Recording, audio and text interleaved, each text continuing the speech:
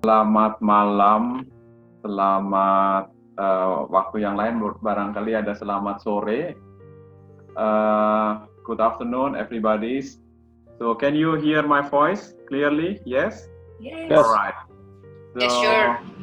On behalf of UNIMATRIX, I would like to thank all the participants who have registered. I'm very surprised to see that in this Hari Kecepit, so Broken Tag in the Germany, or what do you say, Hari Kecepit in Indonesia, that the people are very enthusiastic to come to our meetings. First, I would like to appreciate all of you and wish you a good, blessed, happy Islamic New Year, Satu Muharram. So now it's second Muharram, but still in the case of the New Year's, for those who celebrated that Selamat Tahun Baru Hijriah. So this time I would like to talk a little bit about UNIMATRIX. I've tried to I would like to share the screen first for today. Wait a second. I would like to distance. So I hope you can hear. You can see the screen. Can you see the screen for me? Yes, we can. Yes. All right. Today we are already in the third series of the expert dialogues and sharing series. With the title for today is Comprehensive Information about UK, Great Britain and Netherlands Education by the expert and professionals with this based on two countries which we call so-called hybrid education. So today it's an honor for me to welcome Ibu Desi Rutten and also the other speakers, Citra and Mas Fadli and Putri and Dirata to join in this meeting and then to be the speakers. And always I would like to welcome everybody in this meeting. And in the occasion of the HUT Dirgahayu RI, the 75, there is a sponsor, there is a door prize from our sponsor, Ibu Retnosari Agustina from UNIMATRIX Indonesia, which is generous to give the door prize for those who register and also to come to this meeting and not left the meeting before it ends. All right? So, maybe some words from me about UNIMATRIX. I would like to give you an overview before going to the meeting, going to the presentation. So UNIMATRIX is a company who has we built this in the 2016, so about 4 years ago. Basically, in the beginning, we served the bridge between Indonesia and Germany. So we are an international publisher. So if you have books, if you want to publish with UNIMATRIX, please go ahead, especially for lectures or any kinds of academic books which you cannot find any publisher in Indonesia, you can publish in Germany. So it's better for you. So, and we also provide language courses, and also we give a consultant about study in Germany at that time. But of course, now we extend to UK and the Netherlands, thanks to Mrs. Desi Rutten, to help us to connect more in the Europe between Germany and the Netherlands and the United Kingdom. And of course, we provide other service like the German-Indonesian translations, because I'm a dolmetscher, so interpreter, alih bahasa in Bahasa Indonesia, so I can give you this service too. And we also expand already in the recent years to have our own clinic. So we collaborate with the German doctors to provide a medical consultation for diplomats and academic people. So this is not quite important, but I tell you that we are growing up. And now, related to this event that Mrs. Desi Rutten is our managing partner for the Kingdom of the Netherlands and the United Kingdom or Great Britain. She will introduce everything about the study and entrepreneurship and also mentoring and also career, also PhD on or until looking for scholarships, right? Because the next thema, the next event in the 4th of September is about finding scholarship for the PhD. So just a few, just two slides from me. The last two slides that we will have a new campus in Berlin. So in the starting of the October, we will have another class in the Berlin Center. So this is quite a nice building, and we already started our German courses, Deutsch courses. Deutsch course. If you are interested to study in Germany, so you can contact us or you can contact UNIMATRIX Indonesia, Ibu Sari Agustina, who is the handle of it, and I give the online class or semi-online class already to prepare the people who want to study in Germany. Of course, I'm a bad teacher because I always shout the people with giving a very hard test so that they can pass the exams. But I'm not saya guru yang galak ya. But soon we will also have a English master class. So the supervised by Mrs. Desi Rutten. Ibu Desi will give the preparation of IELTS and also other business English and any kind of English. I have already the list here with the English for academic purpose. So it is very important in the I think that in the time of this pandemic, Corona, maybe the best thing is to learn, to use the time to learn, to get higher education. Otherwise, Indonesia will set back below other countries who always try to make the jump. So I remember that when there was a meeting with Pak Fauzi Bowo, the former ambassador, he always said that Indonesia is always too slow to catch the other jump from other countries like Vietnam or Thailand, because they always try the first things they always manage is always to master the language. So they or the Philippines, they can always master to get the jump because they master the language. So I think it's very important for the Indonesian young people to study any kind of language, even in the very, very small, but then you can communicate with the international public. So this is the last slide, which is the English master class. You can see there are IELTS preparation and English for academic purpose. I think Mrs. Desi Rutten will tell us more about it, and of course, then we can accommodate your needs and just send an email to us or ask UNIMATRIX Indonesia how to organize the courses. Okay, that's all from me. That now I would like to give the floors to first. I think we have to hear the song first from Miss Fahita, which it's very, very, very good. I would like to appreciate and thanks to her to come to join us again. And we would like to hear the hard songs from Mrs. Fahita. Thank you very much and enjoy this event.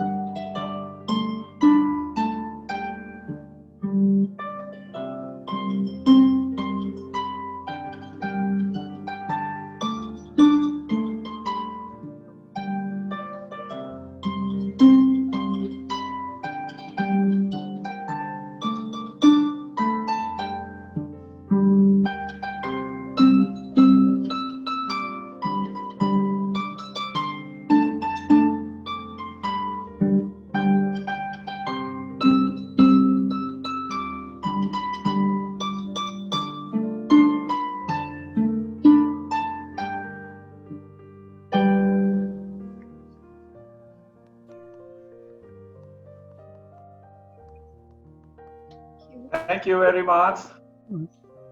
Pleasure. So please, Ibu Desi, you can take the moderation. Right, thank you. I just want to say hello. Assalamualaikum warahmatullahi wabarakatuh. To all of our viewers, wherever you are. We've got at least, for my understanding, we've got at least 5 countries live broadcasting with UNIMATRIX Zoom series. We've got, of course, Germany, the Netherlands, the UK, and Malaysia, and of course, Indonesia. And thank you for all of you, particularly our speakers. We have fantastic 4, I like to call millennials, with all due respect. They are very accomplished in their own professions now. And the theme that we like to focus for today's series basically is hybrid education from 2 countries. So basically, the understanding of hybrid basically it's going to be good to understand that you've got a basic, let's say, education, of course, from Indonesia.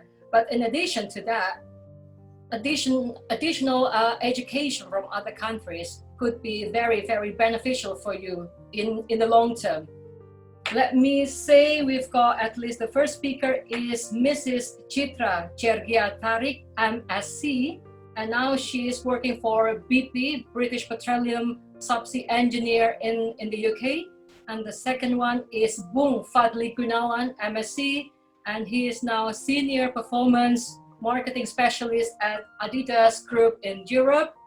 And the third speaker we have Mrs. Putri Sarisuji, MSc, and currently she is Strategic Assistant to CEO at Zurich Insurance Company in Indonesia. And last but not least, we have Ms. Durata Widya Putri, MSc, and she is a new manager at JD.ID Indonesia. So if you can see from 4 of our speakers, they've got commonalities. First, some of them, they are engineers. So we like to, personally, I like to encourage all of you to learn not just the social sciences, but also the STEAM, the science, technology, engineering, and math. And also, they are also graduated from University of Indonesia. So they will talk about that later. And the hybrid things is very interesting. I don't want to spoil the story. Some of them, as you know, they graduate from the UK plus another country, and some of them, they are graduate from the Netherlands plus another country. So without further ado, let's invite the first speaker, Mrs. Chitra Chergia Tarik. Hello, Mbak Chitra, how are you doing? Hi, Mbak Desi. Yes. I'm great, thank you. Brilliant. So as I said before, Mbak Chitra is graduated from University of Indonesia, majoring in engineering, but then you've got the scholarship from Turkish government, and the rest is history. Could you please tell us, how did you get that scholarship, the preparation that you did, and then how you end up in the UK? There you go. Yeah, thank you, Mbak Desi, for the opportunity to share this sharing session. So talking about my educational background, I completed my undergraduate at University of Indonesia, majoring in civil engineering, and I did my master's degree through full scholarship from Turkish government at Istanbul Technical University, and the thesis research from European Union, and I did at Newcastle University in the UK. So I think it is important to have a dream. So everything begins with a dream, I believe so. And in this case, when I was younger, I had a dream to study and living abroad. If I connect to Mas Johnny's introduction, the speech, like he said that you need to invest in education, I do agree with that.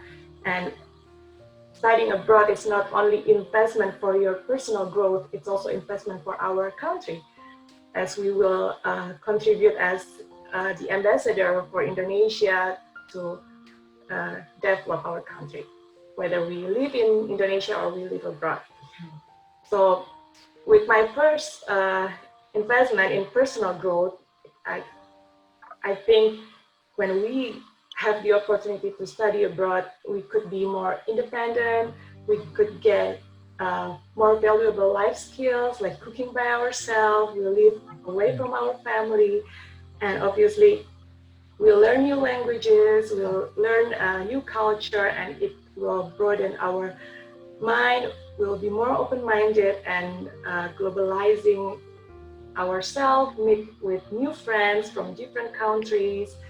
And of course, like the universities in the UK and other part of Europe, they have really excellent sources of knowledge and research supports. And we could use this to publish our research at international forum, and this is really good for our long-term career path. But of course, like to get to our dream, to get to our destination, we need to prepare lots of things. And I think first we need to know where we want to go, the dream, the destination, and then find out how to get there.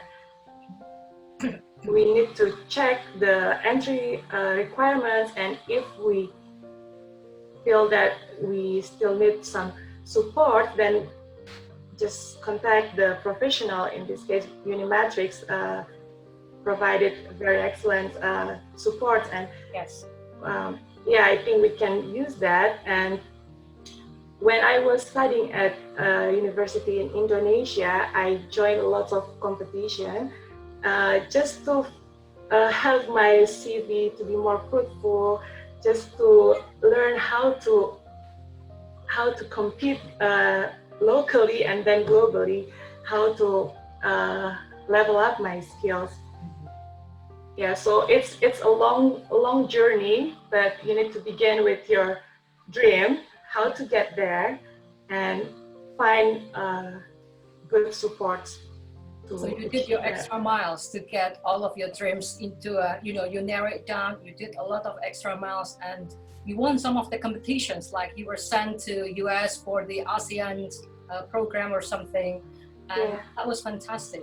My questions: how did you choose the Turkish scholarship? Why didn't you go for other European or Asian scholarship? Why was that? Yeah, so there are lots of scholarship types. Yes. In this case, I connected with my passion and educational background because my undergraduate was in civil engineering, and Indonesia has several characteristics which is quite similar with Turkey, like the earthquake, and then the development, the bridges, the transportation system. Yes. So I did, instead of jumping to developed countries, I prefer to learn first from developing countries, which is more advanced in this case. Yeah. Yes. And I found that the scholarship from Turkish government, they also covered preparation language courses, like for English and also for Turkish language.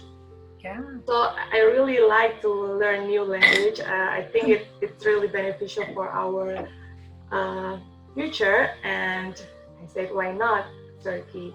It's unusual, but it's a really memorable one. Yes. And then how did you end up in the UK? Did they have a joint program between, for example, your Turkish university with one of the UK university? Yes. So back then, I joined a mailing list for scholarship. Right. It's beasiswa@yahoo.com. Every day I receive scholarship offers.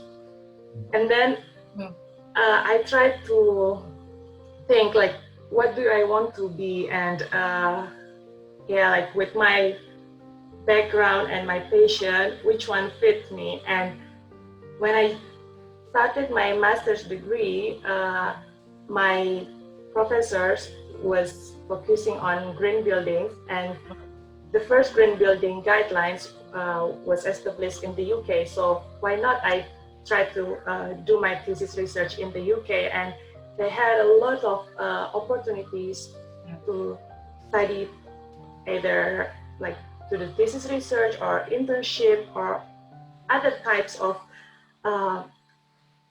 cooperation with universities in the UK. So I used this channel to apply for UK university. Yes. And then you were accepted in 2 of the international conferences hosted by the PPI in the UK and PPI in the Netherlands. And that's why I met you there, and the rest is history now. Yes, correct. Yeah, I think it's very important not just focus on our study, but also to, like not just studying, but you need to publish your research, you need to learn from others, you need to broaden your network, and this kind of scientific forum or like any international gathering, like students gathering, it really helps your personal growth.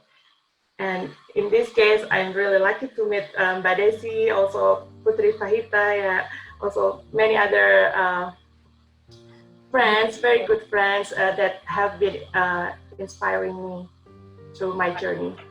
Okay, Chitra. So at the end, you had 2 certificates from the Turkish government, but also from Newcastle University.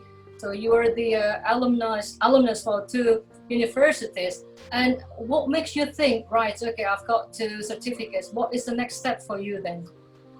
How did you end up at BP now?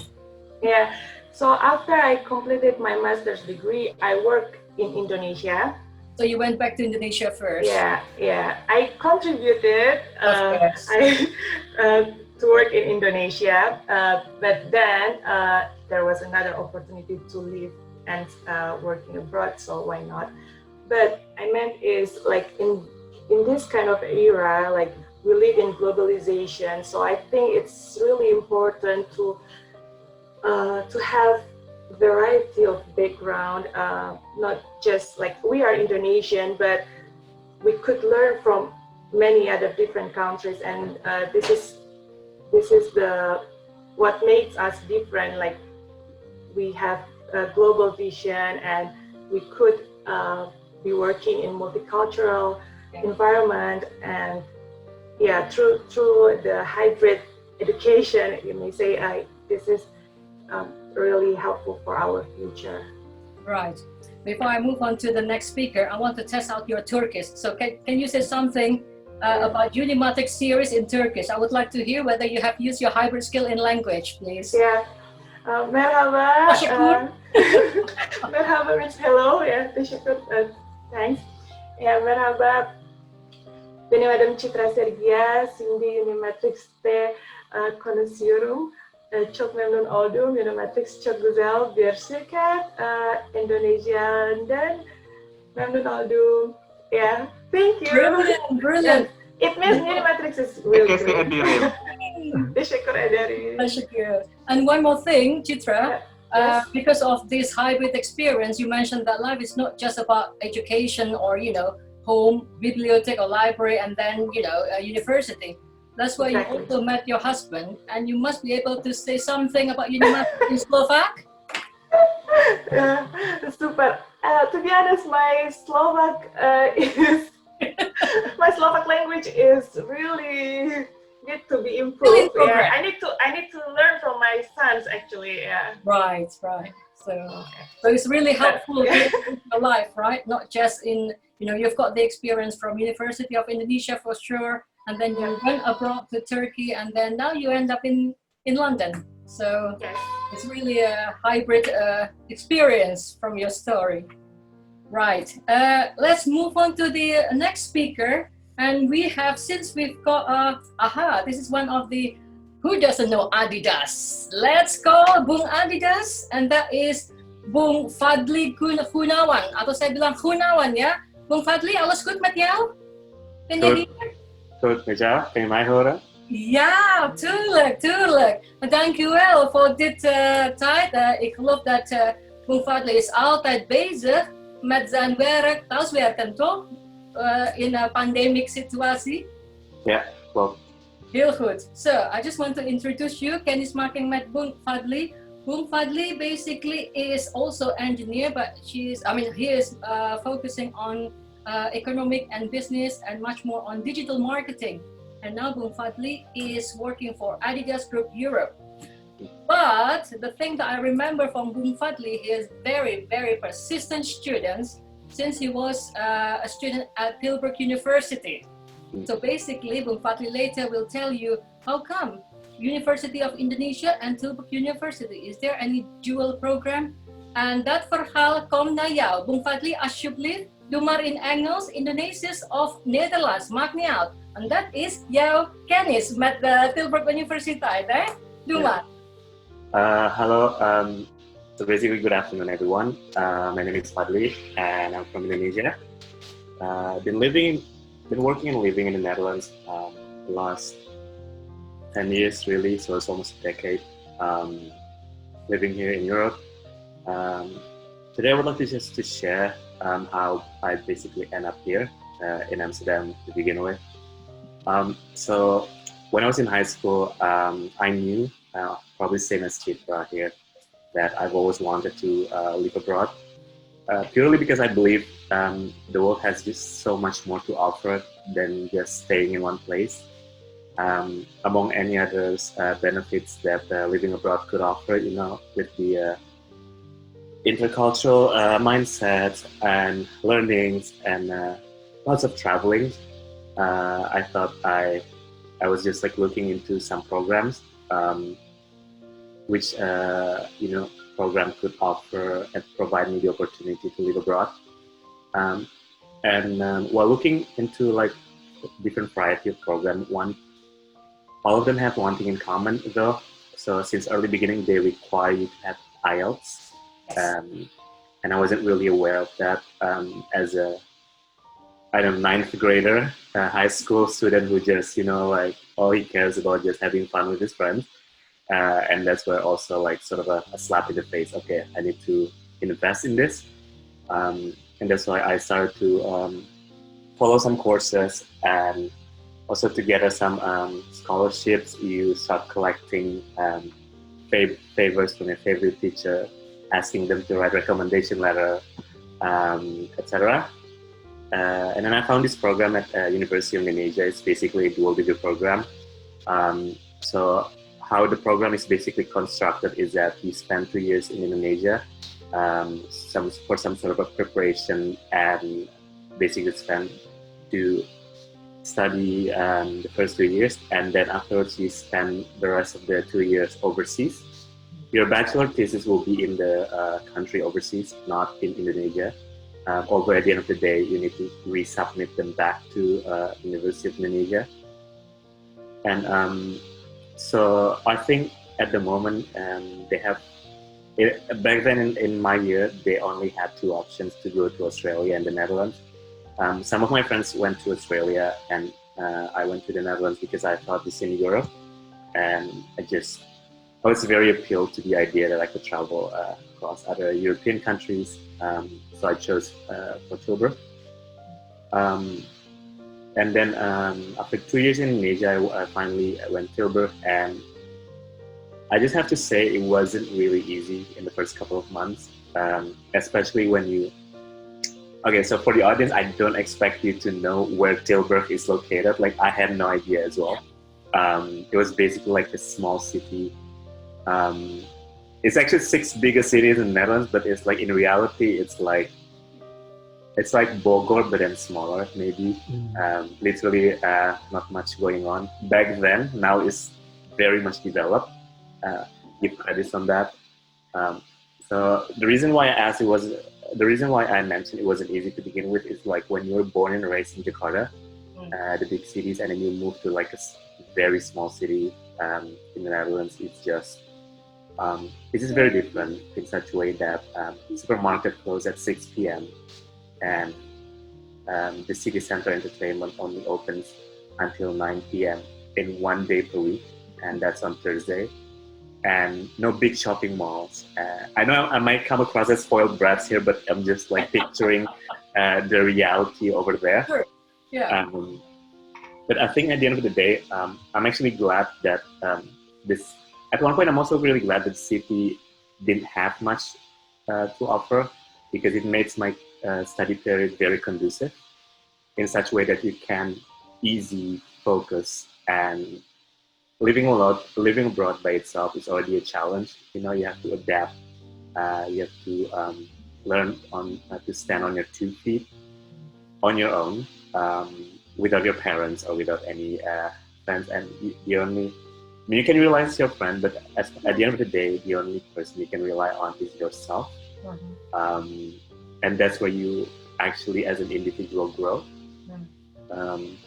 But anyway, after a lot of roller coasters of ups and downs and all the hard works, bloodshed and tears, to put it dramatically, I graduated, and then I thought, I actually kind of like this country, so I thought I'm just going to stay here further. And then I pitched the idea to my parents. Both of my parents are working, so when it comes to proposals, something like this, I have to pitch them like from business standpoint. Sure. And I convinced my mom and dad that the Netherlands has a lot of opportunities and such. And so I continued further with another year of master degree in marketing.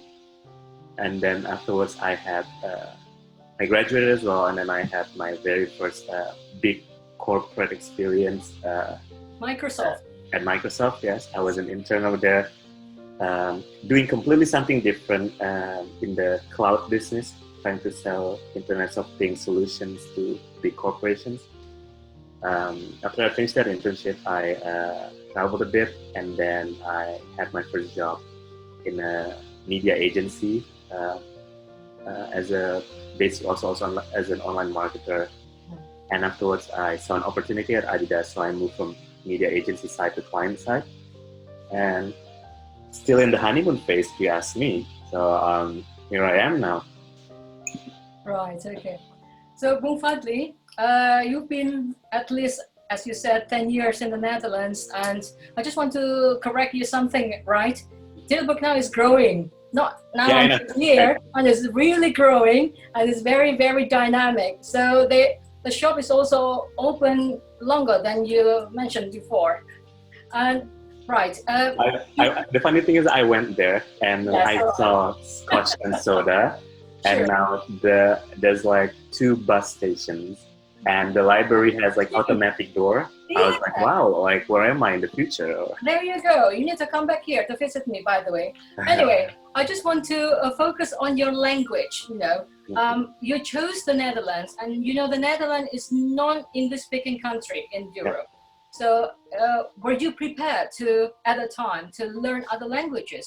I'm sure you know from the let's say the information from the University of Indonesia. This is a dual degree in English, so you don't have to speak Dutch, not necessarily, but bear in mind, you live in the Dutch society, although they are very, very good at speaking English. 90% of Dutch population, they are very good at speaking English. But is there any, let's say, a drive for you to learn Dutch? Not just because, okay, you know, I'm going to stay here any further and, you know, might be worth it. So what do you think? So the reason back then why I wanted to learn the local language is because so during my bachelor year, so in the Netherlands, there's this thing called board year. So within that one period of time, you basically spend up to 20 hours per week working in an organization to build your organizational skills. It's pretty common among Dutch students. Yes. So if you graduated in your CV, the recruiters see, oh, you've done a board here, it's a plus. Like it's definitely going to get you an interview. So that's the first thing.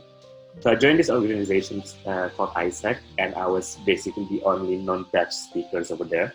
And then I realized that despite that what you just mentioned, that 90% of Dutch people can speak English, but I think it would help you further integrate if you could speak the local language. And I think, like, I also asked the question back to myself: if there would be in Indonesia, you know, like there would be like 1 Dutch people among 90% of Indonesians, would they speak English? You know, like I think 8 out of 10 times it would be like more challenging compared to Dutch towards Indonesians. So then I thought, okay, having that said, acknowledging the effort they put just to speak English with me, as a foreigner, I should return the favor and therefore learn the language. That's my main motivation. It's basically more of like out of respect. And it's going to be beneficial because you are Dutch alumnus, and it's going to be funny, I'm graduated from the Dutch university, but I'm not able to speak any Dutch word. What do you think? I mean, ultimately, it really depends on your goal, like, because I mentioned earlier, midway during my uni, I learned that I wanted to stay here further. It could be helpful, for example, if you let's say want to go back to Indonesia, but then you want to set up a business in the Netherlands. Speaking the language would definitely help. Knowing the trade regulations here is very supportive and beneficial. But yeah, I mean, I'm not. I mean, I respect people who want to learn the local language, but I'm also not imposing my view on them. All right, okay. So it's up to them whether they want to do it or not. Yeah. I just want to ask you regarding the educational learning, or sort of the quantitative skill that you get from the Dutch university. I heard and I know from my own experience, the Dutch is very famous with the quantitative analysis. What is your view on this? So I think one thing that I learned from studying in the Netherlands, so when you are on the university level, you are expected to be able to keep up with certain skills and analytical thinking and critical thinking. Yes. And that's already expected to you. Even is, I think the way they teach in FAUI, like University of Indonesia, it's completely different than in the Netherlands. Like in the Netherlands, students are asked to express their opinion. If you disagree, why? If you agree, why? And also the way they answer questions during exams in the essays, they expect you to like keep it very concise of and why. So, for example, if there's a question, what is 4 plus 4? They're not going to give you full credit just for answering. 4 plus 4 is 8. They're going to give you full credit if you answer 4 plus 4 is 8, but 16 divided by 2 is also 8, and then 8 divided by 1 is also 8. So they want you to express that you really understand the topic from every angle. Yes. Whereas it's really different in FAW, for example, if they would just ask, what is the definition of operation management? What is the 7 Lean Six Sigma? I just analyze 7 of them. I will get full credit. Yeah. Whereas in here, like, I need to explain how much I understand about the topic. So that's my view. Right. And how was your journey to finish off your thesis and your dissertation eventually? I remember one day you came to me. That's true. And how was it? Was it difficult until we met up and then you discussed, gosh, please help me, this is mayhem. So I remember that word from you. Yeah, I think thank you so much, Vader, for helping me out during the time. I'm really grateful for that. So the thesis over here is for bachelor thesis is very different than how bachelor thesis in Indonesia. You do not per se collect your own data when you're on your bachelor. You just need to know how you would gather your data and how would you measure your variables and such, and how would you interpret it. So it's like in the bachelor level, you just express that you have a plan and you know how to execute your plan, and how are you going to measure it. But in a master level, you need to collect your own data, whether it's like direct to respondents or is it like a company's data, and you need to run your own analysis, whether it's a regression or like other statistical methods. So yeah, that's basically my journey. It wasn't an easy journey, to be honest. You just need to be like, you need to acknowledge if you need help, in my opinion, especially to the person who already done it, because it's just very different from education system in Indonesia. That's all I can say. Brilliant. Yeah. Right, okay. Thank you, Bung Fadli. I will come back to you later with the other questions, and please bear with us. Yeah. Now, for the audience, we've got the third speaker, and this is also very hybrid experience, and that is Mrs. Putri Sarisuci, MSc, Master of Science. And can I say, hello, Mbak Putri, apa kabar? Hi, Medesi. Yes, as I said before, Mrs. Putri now is a strategic assistant to a CEO at Zurich Insurance Company in Indonesia. And it's just a short profile from myself. I knew Mrs. Putri when she was sort of 18 years old. So basically she was just fresh graduate from the high school in Indonesia, and her parents sent her to England without any clear expectation at the time. Just, you need to go to UK, you can do something there. And voila. Mrs. Putri, where are you? Can I have your opinion? Where are you now? I cannot see you. Oh, hi, Medesi. Can you see me now? So tell me your journey from into, and then you did your undergrad in media journalism or something, and then you got scholarship from Swedish government. The rest is history. Please share with us, Putri. Sure, Medesi. Hello, everyone. My name is Putri, and just like Chitra and Medesi, I also went to Newcastle University. But as Medesi mentioned, I did my bachelor degree there. I did media communication and cultural studies. And since I came from public high school, I also need to do a foundation for a year in humanities and social science. And just a little correction, I wasn't even graduated yet, actually. Oh, so I did, wow. Yeah, I was still 16, 17 years old at that time. Yes. And I definitely agree with Chitra and Fadli that it's all started with a dream. So back then, I also had a dream that I wanted to explore the world. It may sound very simple, but that simple dream actually brought me to a lot of countries. So don't dare to have a dream. And when I said I have a dream, I want to realize it. So I told my parents that, Mom, I wanted to study abroad. What do you think of it? And I was so fortunate because my parents, they were very supportive, and they said to me, sure, if you want to go study overseas, just go for it if that's what you want, but only if you can get a scholarship. So that was my first challenge. As we know, there are not so many scholarship opportunities, especially for undergraduate program. Yeah. But that doesn't mean we cannot get one, especially if we work hard enough. So eventually I got 2 offers. The first one is from a college in New Zealand, where they offered me 100% off for the tuition fee. And the second one is from Newcastle University in cooperation with Into Foundation, and they offered me 50% off for the tuition fee. So if I was only comparing about the fees, I would probably choose New Zealand. But there were many other things that I also put into considerations, like the university ranking and reputations, and the facility, education system, the learning environment, and so on and so forth. So after a thorough research and further discussion with my parents, I finally chose Newcastle.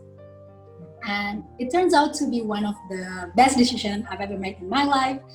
Actually, I was so lucky because unlike Fadli, he said that it's a bit tough for him at the beginning, but I met you, Medesi, who's just like, Angel, come to me and like assist me with everything. So for me as a 16, 17 years old girl who went out by herself in the UK, I would say it's a wonderful journey because I met you, and I met a lot of good friends, Chitra, Pahita, and there's a lot of friends. And so it's really worth it, even though I pay more, maybe comparing to the one I got offered from New Zealand, but actually the skills and knowledge and experience that I got is so valuable. It worth way more than the money I invested in. So as Chitra mentioned, it's really good investing in a higher education.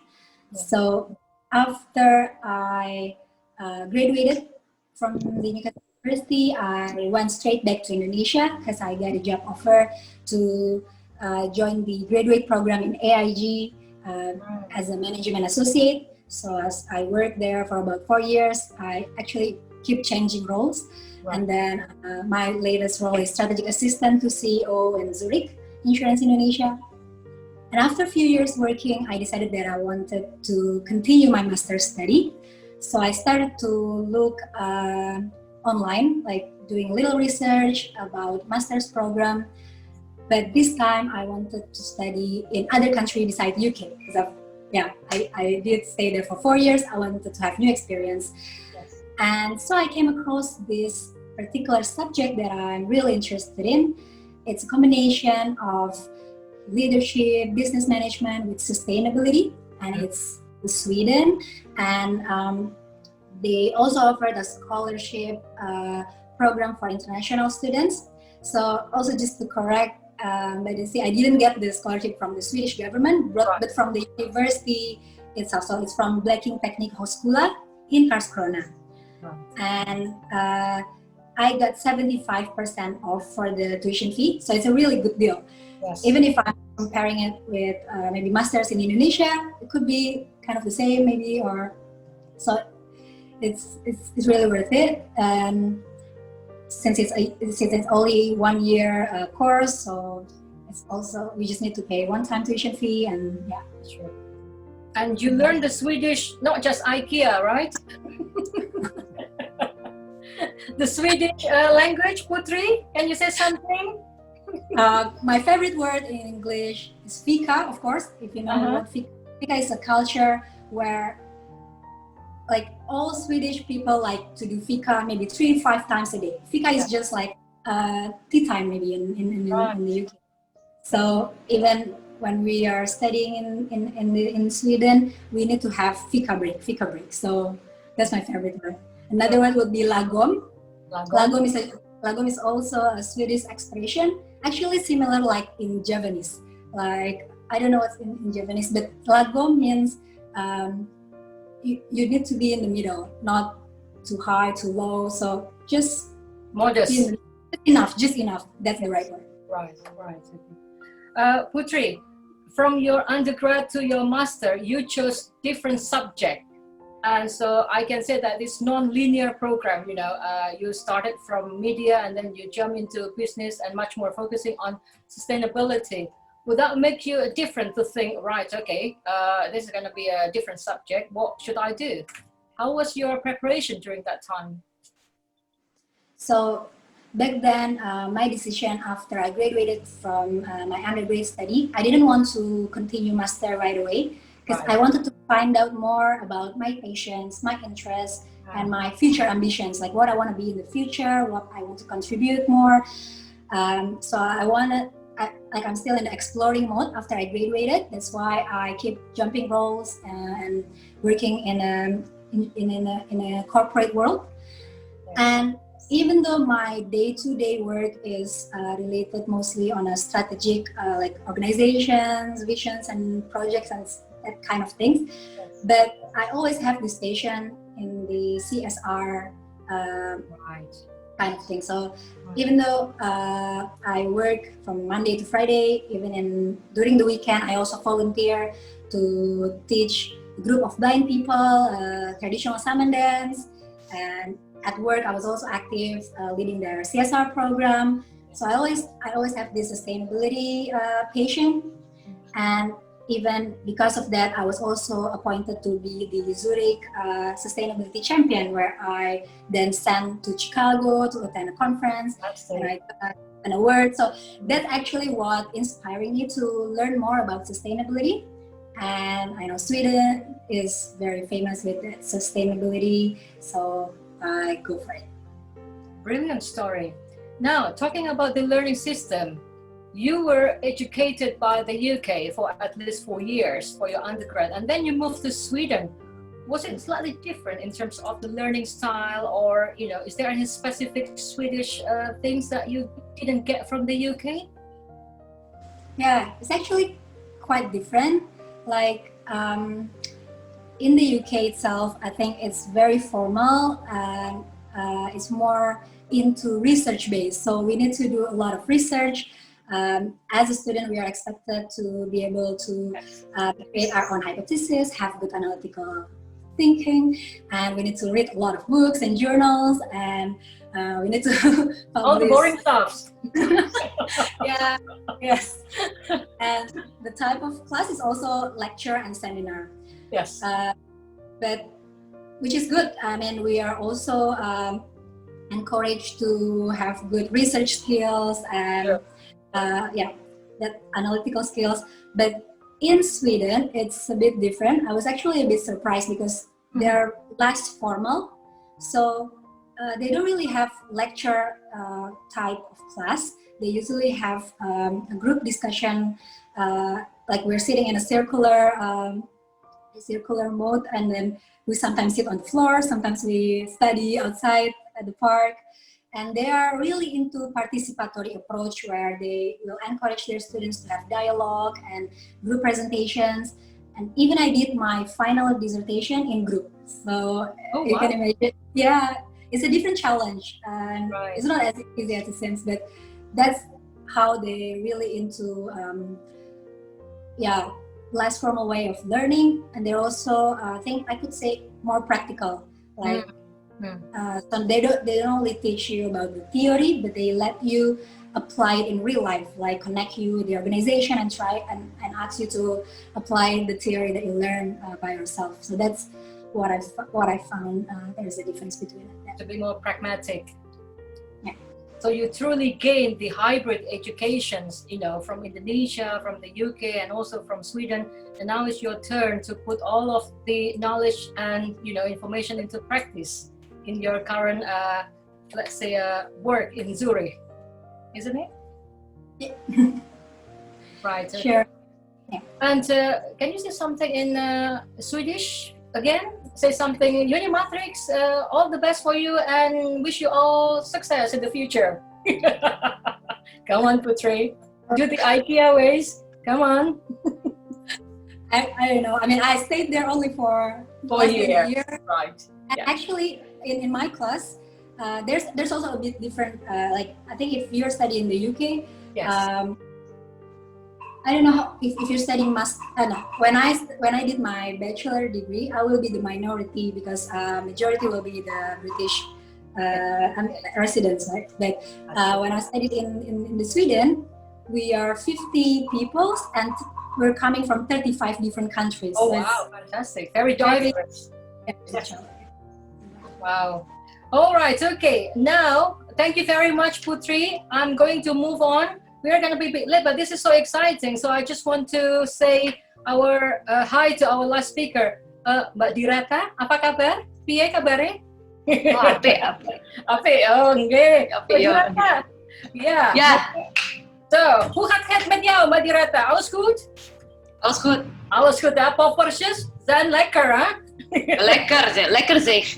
Lekker zeg. Heel goed. Zo, Mbak Dirata, vertel over jouw verhaal in Nederland. En je bent ook tweetalig, Indonesisch en Nederlands. Hetzelfde met Bung Fadli, toch? Je bent afgestudeerd van University of Indonesia. En dan continue to master degree in Tilburg Universiteit. Zo, vertel. Zeg maar. Ik spreek Engels, hè? Ja. Nou, prima. Oké, ja, oké. Engels ook, prima. Okay. Prima. All right. Okay.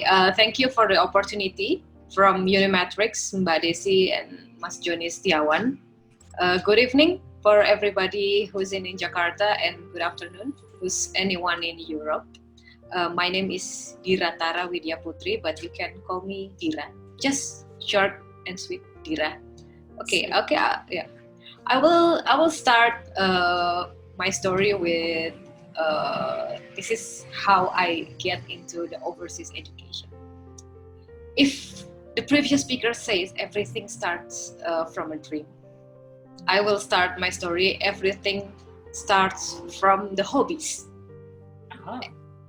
At the beginning, my only one destination to go overseas, go abroad for study is only one country, which is I don't get to study them, which is I only want to go to Japan at that time. I only want to go to Japan. Yeah, for the kind of a Japanese stuff, anime, manga, sushi, and ramen. So the only thing I do is just apply to Japan. Just focus my target. I only want to go to Japan. All right. So I chose this one university referred by my friend at the time. It's Niigata University, exactly not in Tokyo. I would like to go to Japan, but I know that it shouldn't be in Tokyo because the high and expensive living costs right there. So I prefer go to Niigata business school, one of the business school. And I tried everything to fund my education. Then I tried the Bukagaku Scholarship. If you know, this is the scholarship from the Very Japanese famous. government. Yeah, very famous Bukagaku Make it from the document and administration screening. Make it to the first interview, but I can't continue. But because I failed my GMAT. So basically, the Niigata Business School, as a mostly usual business school in American style, and I think it's worldwide, they ask the future students to prepare the GMAT score. Actually, as a university based in Japan and non-English speaker, they only require about 500 something for a GMAT score. It's quite low, but I cannot make it to that very low score. Okay, my plan is failed. I cannot go to Japan. Where should I go? What should I do? Okay, now the real process of beginning to expand my destination. Okay, yeah, you can go to Japan. Please find other countries, Dira. I have to change my study also. It means that I cannot go to business school because I would fail my GMAT score again. So I prefer to shift to other kind of study, other kind of subject that still align with my undergraduate degree, which is business or economics, but not business school, as I mentioned before. So I would like, I set my target. I would like to learn something about communication science. Communication science. So I got these two interesting universities in Netherlands that offering a very interesting course, very interesting approach. The first one is Twente Universiteit and Tilburg University. Long story short, I was accepted only into Tilburg Universiteit to Communication and Information Sciences. That is under the Faculty of Humanities. So I went to the Netherlands, and it's not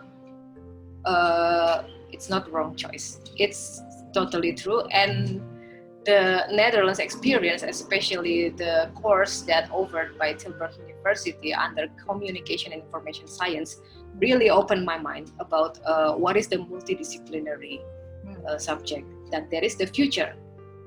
The communication science that offered in Netherlands, it's totally different with the communication science or communication subject that taught in Indonesia. Let me tell you a little bit. Please. If you learn communication in Indonesia under social or politics faculty or under communication science faculty, I think it's more like media studies rather than communication. The communication studies in Indonesia, you learn about journalistic, broadcasting, public relations, visual communication. But in Netherlands, communication, you learn from the very basic concept of communication. How human perceive letter. How human can understand words. How our brain how our eyes receive the visual information from outside. It's so philosophical, huh, Dira? Yeah, it's a philosophical, but that is the essence of communication, because before we go to the applied method like mass media, public relation, journalistic. Yes. And in communication studies in Netherlands, believe it or not, I learned about programming also. Yes. Programming, scripting with Python and R. That's two tools. It's the tools that using by most of the data scientists here. That's a very hot career right now, right? The data scientists, yeah, they are using Python, they are using R. I learned previously as a communication student in the Netherlands. That's a very broad subject mixed into one.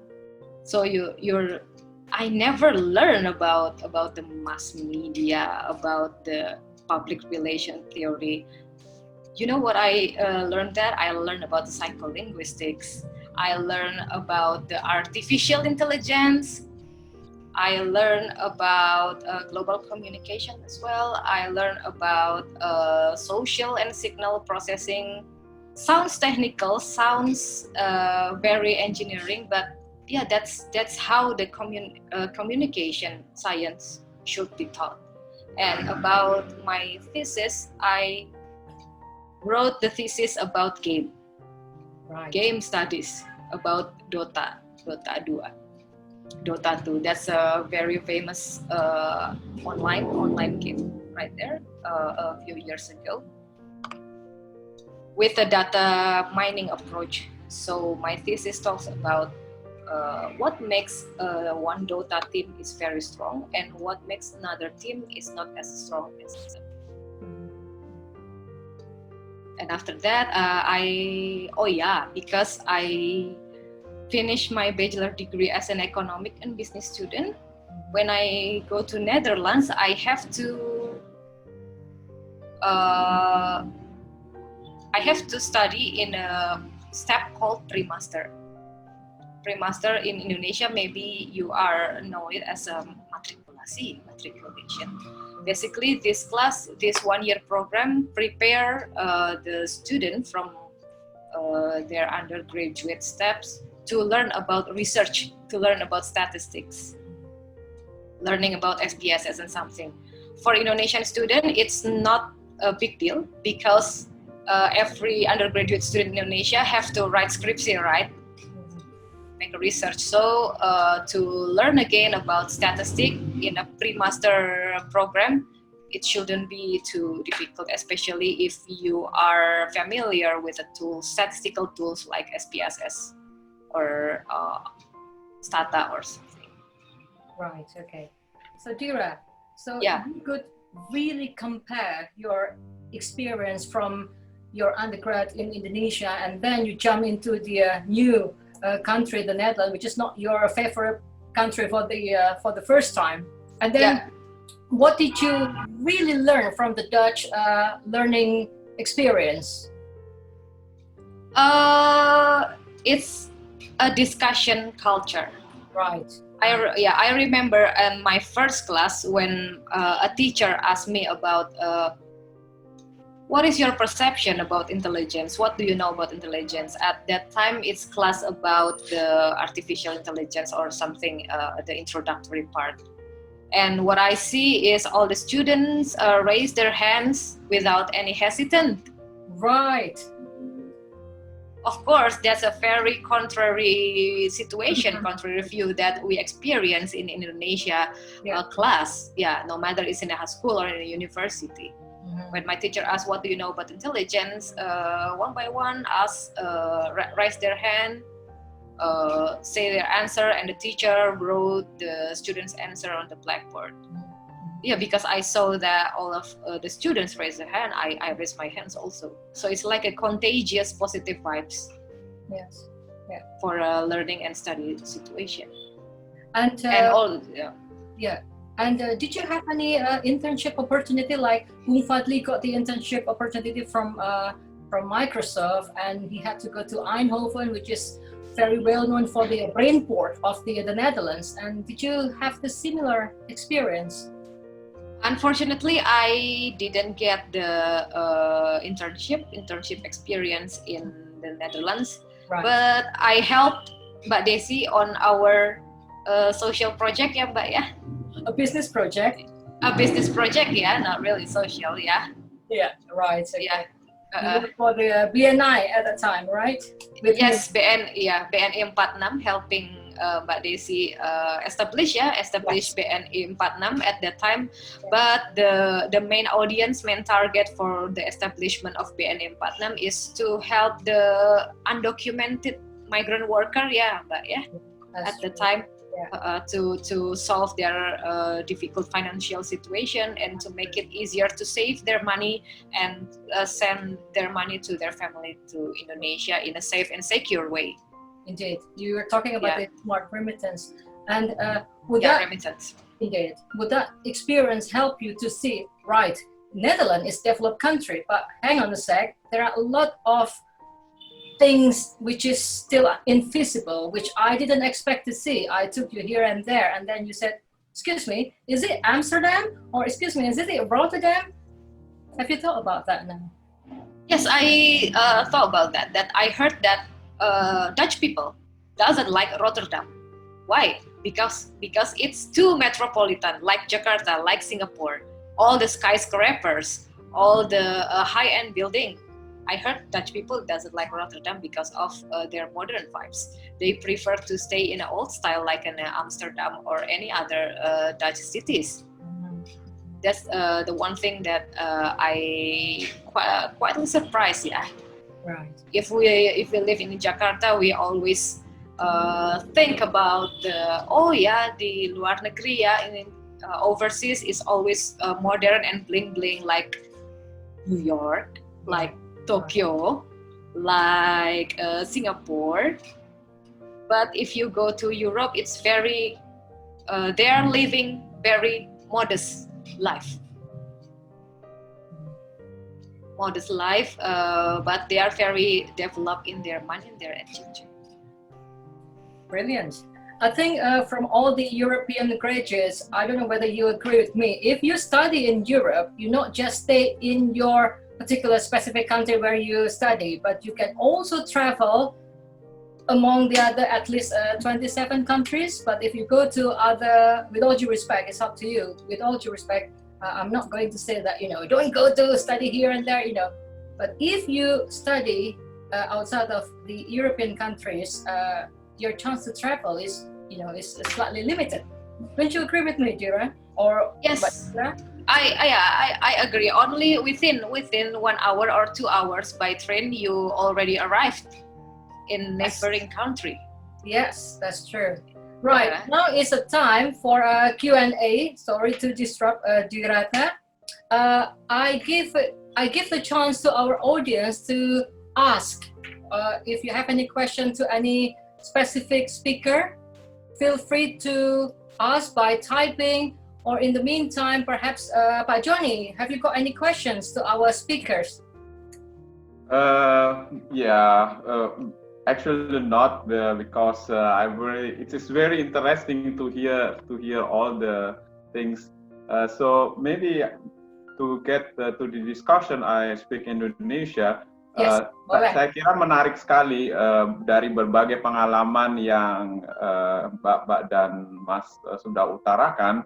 Itu jadi saya melihat juga perbedaan antara yang saya kenal di Jerman, khususnya karena kami sangat fokus di Jerman, dan Jerman itu jenis pendidikannya itu sangat unik ya, sangat unik dan agak isolated sendiri gitu. Jadi punya spesifikasinya sendiri, persis dengan mentalnya orang Jerman sendiri. Nah, dengan adanya saya belajar bahwa bisa studi di Inggris dan bisa di-study di Belanda, di Swedia, dan bahkan juga di Turki, itu unik ya, di Turki ya, Mbak Putri ya. Jadi menarik sekali.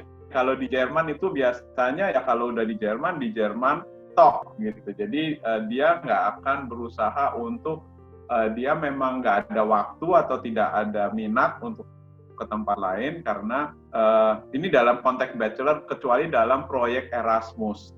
hanya dalam proyek Erasmus. Tetapi kalau untuk hybrid, saya terus terang belum tahu bagaimana. Kalau zaman saya dulu sangat fokus. Nah, kesempatan inilah yang harus digunakan untuk para pelajar atau khususnya para kandidat mahasiswa dari Indonesia untuk mencari alternatif selain Jerman. Karena kalau di Jerman ini yang paling utama, yang penting adalah bahasanya. Sementara kalau di negara lain, bahasa Inggris itu bisa menjadi satu tiket untuk masuk ke negara ke negara tersebut untuk studi. Jadi manfaatkanlah kesempatan ini kepada teman-teman atau adik-adik yang ingin mencari pengalaman atau untuk kuliah di luar negeri, dan start with the dream and with hobby juga, ya tadi dikatakan oleh Mbak Dira, itu sangat penting. Karena saya sendiri juga, saya mulai dari dream sebagai astronom dan hobi saya juga astronom, kebetulan sama. Jadi jalan saya waktu itu cepat lurus, kemudian saya ngambil lagi hukum dan ekonomi dan sampai menjadi pengusaha di sini. Jadi jalan itu sangat banyak, dan mungkin saya mau kuliah lagi di bidang kedokteran, jadi tetap tidak putus. Jadi kesempatan untuk belajar sangat luas di Eropa dan tidak ada mengenal batas usia. Silakan ke audiens kalau ada pertanyaan, baik kepada kami Unimatrix atau Bu Desi atau pada speaker. Terima kasih. Terima kasih Pak Joni. We have two questions. The first question is from Bung Ariwibowo. Just want to spoil a little bit. He is going to be one of our speaker in the next 2 weeks. Bung Ariwibowo, graduate from UK, and now he's working for AirAsia. He's got a question. I was wondering if you could share with us on how you implement this hybrid experience in Indonesia professional culture. This question is assigned to Putri and Dira, who are working in Indonesia. That's the first question. How you implement your hybrid experience, Putri and Dira? Putri first. Yes, please. Sure. Okay, Mbak Desi. So, I think because what we can apply in real life, it's especially based on my experience, is more about the practical skills that I learned. So not really the knowledge or the theory, but more of the personal and social skills that I developed throughout the course, whether it's from the Newcastle University or from the BTH in Karlskrona. So just like my facilitating skills, where I need to deal with different people, because I'm used to work with a diverse group of people back in the UK and in Sweden. So that's kind of things like the negotiating skills, like all the practical skills is really beneficial, and that's the thing that we can actually apply in real life. I think that's from me. Thank you, Putri. Dira, what is your answer to this question, please? Okay, to answer this question, how I integrate my knowledge and experience in Netherlands to my professional job in Indonesia. First of all, by knowing the thing like Python and R, now I'm more confident to talk in a technical context to the engineering. Back then at my previous office, although I'm not mastering the computer science, at least I know the basic, that it helped my confidence, and it helps my understanding also to understand the product, to understand the technology behind. And it opens my opportunity to learn more about what is the artificial intelligence, or what's wrong with this product, and how can it be improved by knowing the basic knowledge about the programming. Also, I'm a communication student. Besides that, the attitude and the soft skill, like Putri mentioned before, matters a lot. How we respect others' opinion, how we listening, how we can respond without hurt, and if you know how not to be baper, how not to be easily offended when you heard the opinions that against against your value, against your opinion, and the thing that how to handle the situation like that, how to integrate how the European think in Indonesian social life, basically, not just in a professional but also in the casual relationship situation. For Mbak Citra and Bung Fadli, Anda sekarang bekerja di perusahaan internasional, and Anda sudah melengkapi profesionalitas Anda dengan hybrid education, experience, language, and disability.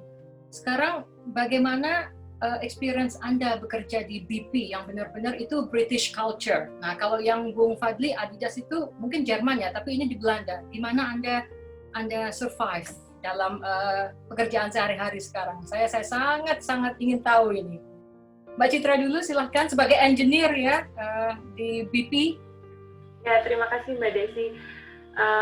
Menurut saya, karena ini mayoritas speakernya, bukan mayoritasnya, semuanya bekerja di perusahaan multinasional, jadi memang diversity itu, keberagaman sudah mendasar, dan karena kita memiliki pengalaman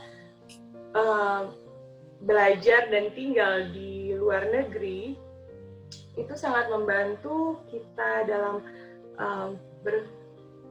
berpikir, dalam menganalisa sesuatu, dalam berteman. Dan di BP sendiri, walaupun dulunya dikenal dengan British Petroleum, tapi mayoritas pegawainya itu sangat multicultural. Bahkan proyek yang saya kerjakan itu bukan hanya di Inggris, tapi juga di Afrika. Dan sangat menarik melihat karakter teman-teman kolega di kantor, karena ada berbagai approach, pola pikir dari latar belakang budaya masing-masing, dan dengan memiliki pengalaman untuk belajar dan tinggal di luar negeri, kita jadi lebih menghargai itu, gitu, mengapresiasi dan membuka banyak wawasan. Ya. Mas Bung Fadli, Adidas, bagaimana? Basically kalau di Adidas itu kayak more or less the same kayak yang kayak Mbak Citra tadi jelasin. Jadi kayak lebih kayak a melting pot of culture, filled with, tapi mostly Europeans, not so much an Asians. Jadi kayak definitely harus kayak lebih menyesuaikan diri sama budaya European aja sih. So dimana kayak European values kayak freedom of speech, freedom of expressing opinions, and you have to be proactive. You can challenge the convention, you can challenge your manager, you can challenge your superiors' way of thinking. So that's what I like kerja di Adidas, and mostly like European culture. Tapi to be perfectly honest, I haven't had the chance to work in Indonesia, jadi kayak nggak tahu budaya di situ gimana. But curious to know, nonetheless. Yeah. Okay, right.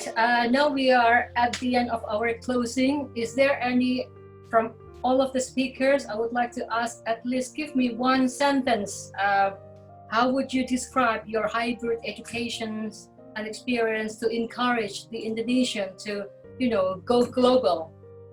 So starting from Mbak Putri first. Oh, I didn't expect that I will be chosen in the first one. It's a quiz time, You're not ready at any time. I think it's always better to have more experience. I think the more you know, the better you'll be as a person. And I think studying in other countries not only will develop you like academically, but also as personal. You will learn a lot of valuable skills and experience, and I think that really can add value to yourself. Yeah. So I think if you have a dream, just go for it, because it will be worth it. Thank you. Will do, Mbak Putri. Mbak Dira, last advice and sentence? Okay, while you have a chance to go overseas, just go. Just go. Okay, Just go. thank you. Okay. We will go, Mbak Dira. We will go. Mbak Citra, please. Jangan lupa Ya. makan kebab ya, Mbak Citra. Ya, percaya bahwa kita bisa mewujudkan mimpi kita. Kalau kami para speaker bisa, kalian juga bisa. Yay, that's the spirit. Last but not least, Bung Fadli Gunawan, please. Actually, I have a message for two different audience. One is for the Go ahead. prospecting students, and the other is for parents of the student. So for the students, as cliche as it sounds, it really is a life-changing experience, figuratively and literally. Yes. So like what any other speakers in this workshop already mentioned, if you have the chance, really, without blinking, just go for it, pursue it, and work hard. So that's one. And I think for the parents, I think it's just if you send your children abroad, whether it's via scholarship or via, whether you finance it personally, expect that your children will grow as a person, and also would eventually be able to stand on their feet. It's literally like the learning curve would be like this, very steep. So that's just my message. Right. Thank you very much.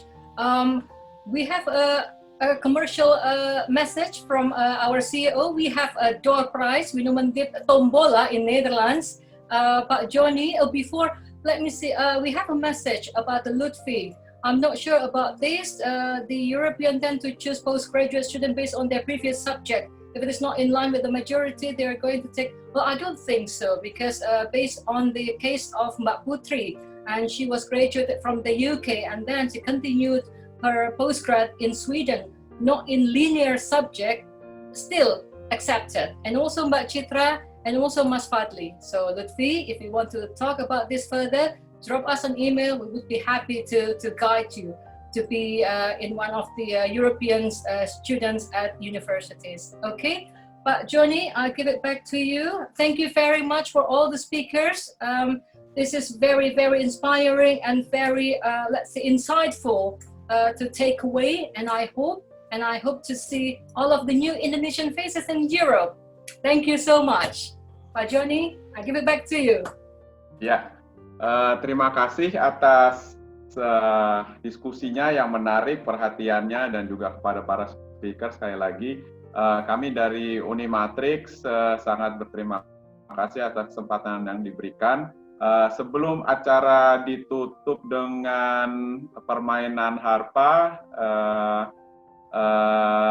atau sesudahnya, sebaiknya gimana Ibu Desi? Mau mendengarkan door musik prize dulu? dulu, setelah itu harpa. Oh, door prize dulu. Iya, Oke, dong. kalau gitu. Arisani. Ya.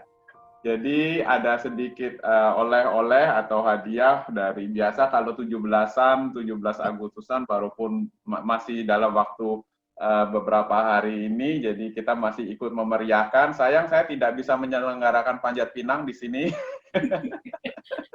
Makan kerupuk bisa ya. Kita door prize saja dari Pak Hadi dari perwakilan UNIMATRIX Indonesia dan Ibu Sari Agustina sebagai sponsor. Saya berterima kasih. Mohon dikocok dilakukan door prize-nya. Ini door prize melalui webinar ini sangat menarik ya. Mudah-mudahan ada yang kena nih. Oke, coba Pak Hadi di mute-nya di Di-unmute. ya silakan. Ya. Ini dikocok apa saya ambil satu aja diulang? Ya, merem tapi. Iya, merem. Yang sudah registrasi pastinya. Genau. Oke. Siap, satu ya. Iya. 1, 2, 3. Tarang. Coba dibaca. Boleh saya buka? Silahkan. Boleh, silakan. Ditanya apakah nanti ada yang hadir. Pemenang door prize hybrid education from 2 countries is Ein Moment bitte. Bentar, aduh. bisa sendiri, bisa baca nggak? Ayo. Nah, ini tadi saya lakban sedikit. Oke. Aduh, pakai di lakban. Nah, Kan bahasa Belanda loh, by the way. so this Chandra Zonifar, ada nggak? Chandra Zonifar. Kalau nggak ada berarti gugur. Chandra Zonifar, ada hadir Chandra Honifar? Coba angkat tangan, raise hands. 1, 2, Kalau nggak ambil lagi ya? 3, gugur. Tidak ada gugur. Coba Gugur. ambil Kita lagi. ambil yang lagi, yang Oke. Oke, kocok lagi. Oke, I got it. Wow, pendaftar terakhir nih. Waduh, siapa ya? Hasim Taslim ada nggak? Oh, siapa? Hasim Taslim. Iya, Hasim Taslim. Hasim Taslim sepertinya tidak hadir. Hadir, gugur. Tadi sudah masuk kayaknya. Kalau Tadi masuk nggak ada ya? stay, kalau nggak stay tune nggak boleh, gugur. Didiskualifikasi. Ya, Next. Satu lagi, ayo. coba. Bismillah, semoga ada yang Mudah-mudahan salah satu speakernya, tapi yang di Indonesia. Oh iya, speakernya ada juga. Iya. So, ayo dibuka. Sarah Maharani. Para Maharani. Kok nggak ada Sarah. semuanya dia? Sarah Maharani. Ada nih. Akun, ada. Woi. Congratulations. Felicitate Sarah. Sarah Maharani. Happy. Kamu dapat ilmu, dapat hadiah, kurang apa lagi? Silakan. Thank you, terima kasih. Nanti tim UNIMATRIX akan meng-email Anda dan mengirimkan surprise hadiah. Hadiahnya apa Pak Joni? Coba diucapkan tadi. Hadiahnya satu tas cantik dari Ibu Agustina ya, dari tas fosil. Oh, wow. Ya. Mudah-mudahan dapat door prize, dapat scholarship juga. Amin. Oh iya. Amin. Siap. para pembicaranya di Eropa. Ya. Ibu Agustina barangkali ada barangnya Ditunjukkan. Tadi udah ditunjukkan. Wah, itu dia. Karena ini tasnya fosil ya. Kita Ya. akan berkomunikasi secara internal. Oh Pak Joni, I just want to mention, please stay tuned with our expert dialogue and sharing series in the next 2 weeks' time. And that's going to be for September 2020, Friday. And the theme basically is PhD journey and scholarship finding. And we have 2 fantastic speakers. And Mas Arbo ada di sini, is one of our speaker. And now he is based in AirAsia, Malaysia. So please stay tuned with us in 2 weeks' time. Don't forget to register, because if you don't register, you might not get any door prize. Who knows? Door prize from us. So there you go. We have Bapak Ari Wibowo, PhD, a lead data scientist at AirAsia Berhad, Malaysia. And the second speaker is Ibu Nada Ristra, a PhD candidate at Universitair Medisch Centrum Utrecht University. So without further ado, thank you very much from me, and I hand it over to Bapak Joni. Ya, terima kasih. Sebagai di penghujung acara, kami persilakan kembali Mbak Pahita untuk penampilan harpanya. Mari kita dengarkan lagunya.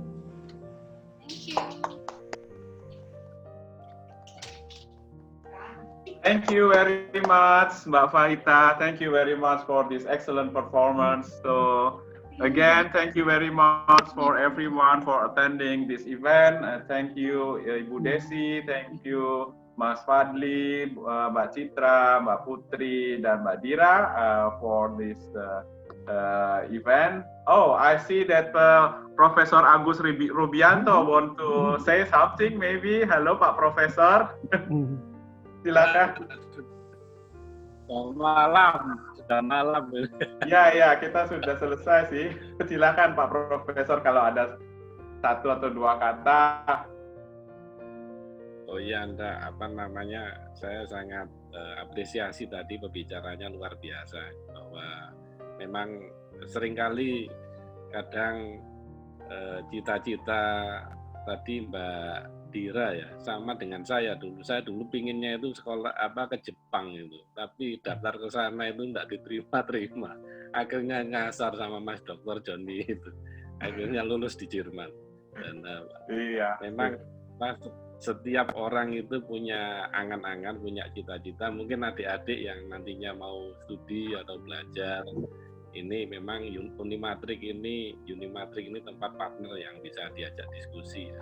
Dan telah menyajikan banyak sekali para pembicara, narasumber yang sangat luar biasa, dan tentu ini menjadikan kita semakin optimis lah tentang Republik Indonesia ini. Nah, ya saat ini memang yang dibutuhkan itu adalah bagaimana kita itu kuat dan berinovasi pada saat apapun lah. Keadaan apapun kita harus survive. Begitu saja ini, saya kira itu saja yang dan selamat dan merdeka. Merdeka. Terima kasih Pak Prof. Oke, baiklah. So everyone, we are now at the end of the event. I wish you a pleasant weekend. Selamat berakhir pekan dan selamat beristirahat. Okay. Bye. Terima kasih. Bye. Thank you. Thank you. See you next time. Yeah.